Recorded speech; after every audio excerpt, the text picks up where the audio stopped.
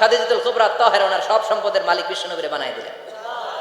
আল্লাহ বলেন তোমার তো কিছু ছিল না নবী, খাদিজার মাধ্যমে বিয়ে পড়িয়ে দিয়ে আমি তোমারে ধনী বানিয়ে দিলাম। তিনটা অনুগ্রহের কথা স্মরণ করালো কে? তায়েফের পরিবেশ।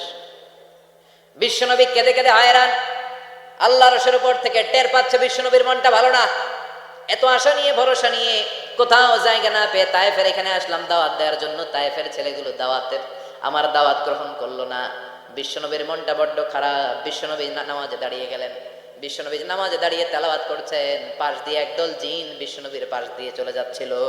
একদল জিন জাতি চলে যাচ্ছে, আর বিশ্বনবীর তেলাওয়াত শুনে তারা থমকে দাঁড়ায়। কিরে এত সুন্দর কোরআন, এরকম তো শুনি নাই।